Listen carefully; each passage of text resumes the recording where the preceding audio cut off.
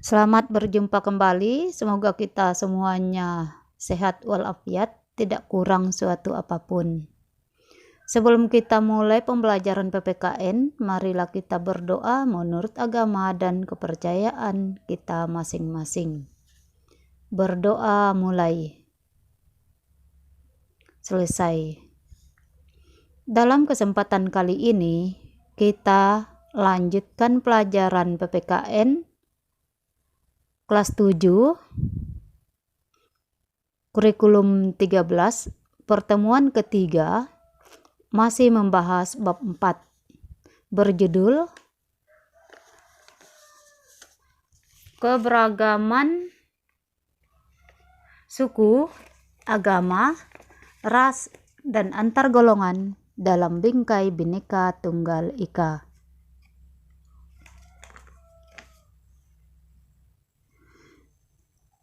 Kita sekarang mulai materinya. 3. Keberagaman ras.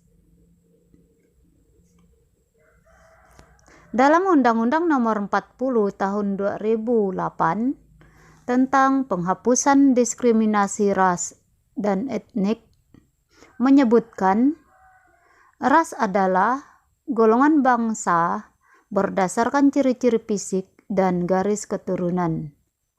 Keberagaman ras ditandai dengan adanya perbedaan ciri-ciri fisik seperti warna kulit, warna dan bentuk rambut, bentuk muka dan ukuran badan, bentuk dan warna mata, serta ciri-ciri fisik lainnya.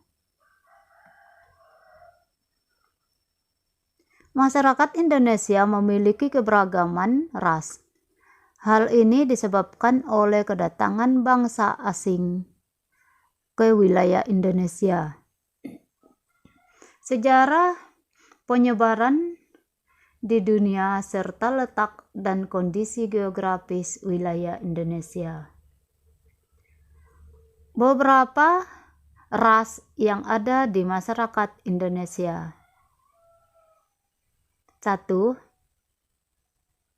Ras Malayan Mongoloid terdapat di Sumatera, Jawa, Bali, NTB, Kalimantan, dan Sulawesi. 2. Ras Melanosoid yang mendiami daerah Papua, Maluku, dan NTT. 3.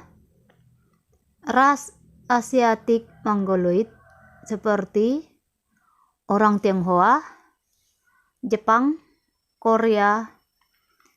Ini tersebar di seluruh Indonesia. 4. Ras Kaukasoid yaitu orang India, Timur Tengah, Australia, Eropa, dan Amerika. Untuk menambah pengetahuan kita, marilah kita lihat ras di dunia. 1. Ras Malayan Mongoloid terdapat di wilayah Asia Tenggara, Kepulauan Indonesia, Malaysia, Filipina. Ciri-ciri warna kulit kuning langsat hingga kecoklatan, bentuk dan warna rambut hitam lurus hingga bergelombang, tinggi badan rata-rata 150 sampai 165 cm.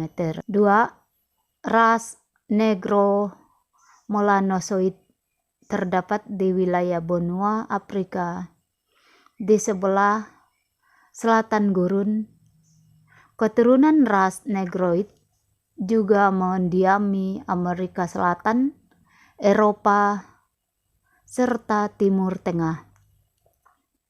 Ciri-ciri warna kulit hitam, bentuk muka rahang besar, bentuk dan warna rambut hitam dan keriting, tinggi badan rata-rata 160 sampai 170 cm.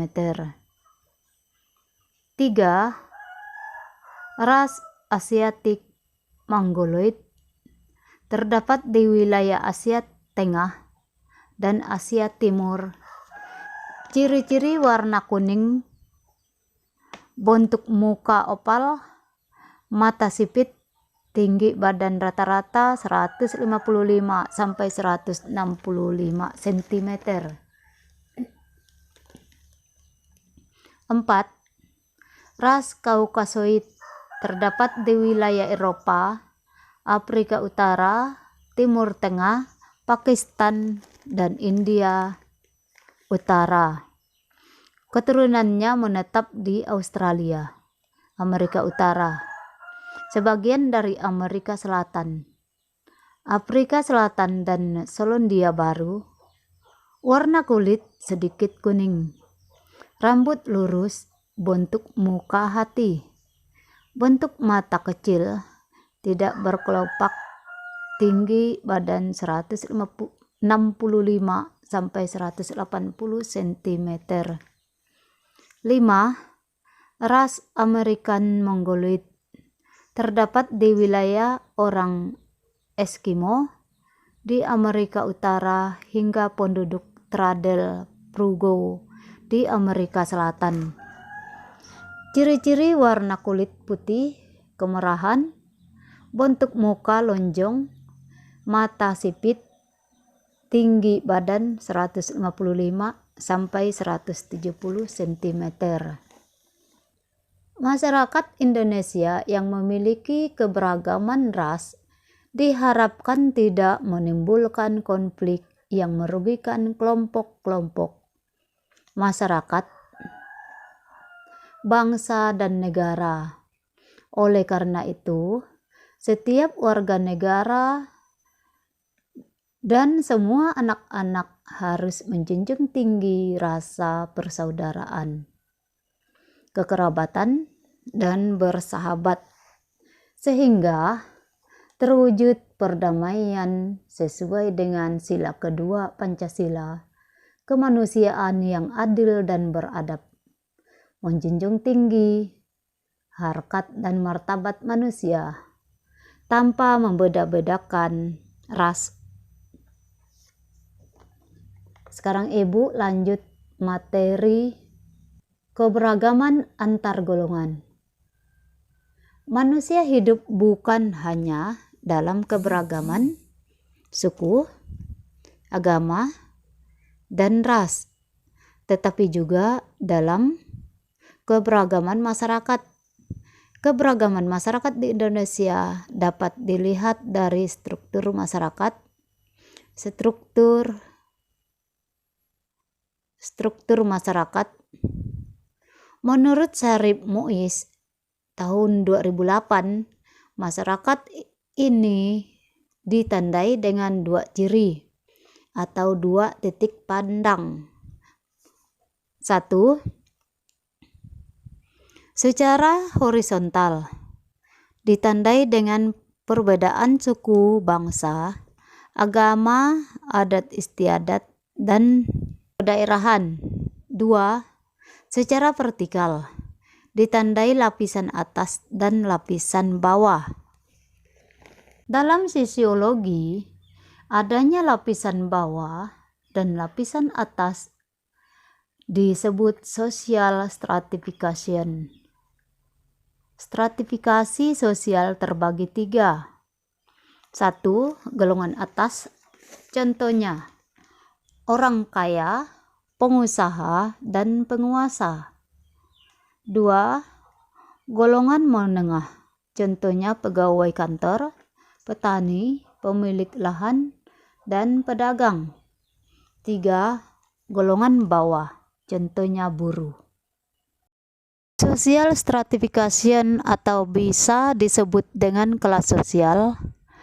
Adanya perbedaan kelas dalam lapisan masyarakat menyebabkan terjadinya penggolongan kelas secara bertingkat.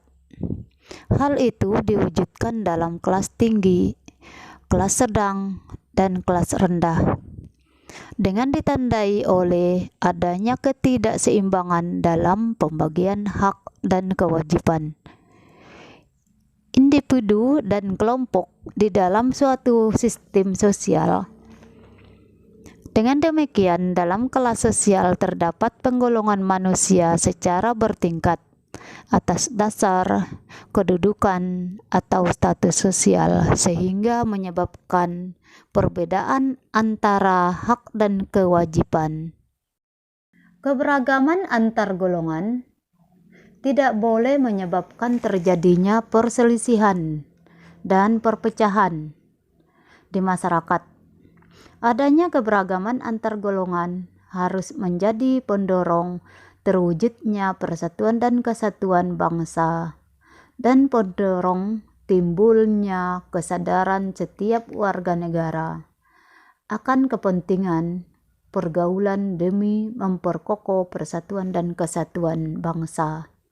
Misalnya, golongan kelas tinggi membantu golongan kelas rendah. Oleh karena itu, ciri-ciri golongan tidak ditonjolkan demi kepentingan nasional. Ibu kira sampai di sini penjelasan materi PPKN pertemuan ketiga semester kedua kelas 7 ini. Semoga apa yang sudah dijelaskan bisa bermanfaat dan diwujudkan dalam kehidupan sehari-hari, sehingga keberagaman ras, keberagaman antar golongan membuat kita menjunjung tinggi rasa persaudaraan, kekerabatan, sehingga terwujud persatuan dan kesatuan bangsa. Untuk mengingat materi yang sudah kita bahas, Ibu kasih tugas. 1. Sebutkan ciri-ciri fisik keberagaman ras di Indonesia. 2. Mengapa keberagaman antar golongan tidak boleh terjadi perselisihan dan perpecahan di masyarakat? Nah, anak-anak, sampai di sini materi PPKN pertemuan ketiga ini. Terima kasih sudah menonton video pembelajaran PPKN ini. Sampai jumpa. Dilanjutkan minggu depan materi PPKN tentang arti penting memahami keberagaman dalam bingkai Bhinneka Tunggal Ika. Kita tutup pelajaran PPKN ini. Marilah kita berdoa menurut agama dan kepercayaan kita masing-masing. Berdoa mulai. Selesai. Jangan lupa subscribe, komen, like, dan share. Terima kasih.